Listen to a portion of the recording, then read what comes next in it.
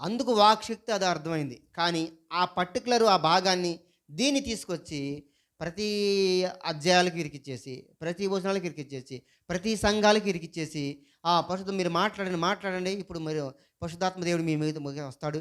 మీరు మాట్లాడతారని చెప్పి కొన్ని సంఘాల్లో ఇది ప్రాక్టీస్ చేపిస్తున్నారు ఇప్పటికి కూడా. నేను జంగారెడ్డిలో ఉన్నప్పుడు ఒక పాస్టర్ గారు అలాగే కొత్తగా ప్రారంభించాడు. ఆయన నాకు తెలిసి పేరు చెప్పను గానీ, ఆయన ఇగో మీరు మాట్లాడండి, మాట్లాడండి పరిశుద్ధాత్మ దేవుడు మీకు వస్తాడు. అపోస్తల గ్రంథంలో చెప్పబడింది మాట్లాడండి. ఇప్పుడు మాట్లాడి మీరు ఏం చేస్తారు చెప్పండి? మీ సంఘంలో ఎవడన్నా హిందీ వాడు ఉన్నాడా? హిందీ భాష ఉన్నాడా? చైనా వాడు ఉన్నాడా ఎవడన్నా? చైనా వాడు వచ్చి వాక్యం అంటున్నాడా మనకు ఇక్కడ? మరెవడు ఉర్దూ వాడు ఎవరైనా వచ్చి అంటున్నాడు అక్కడ? లేకపోతే ఈ అమెరికా వాడు వచ్చి అంటున్నాడు అక్కడ వాక్యం? నువ్వు ఏ భాష మాట్లాడాలి? ఎందుకు అవసరం?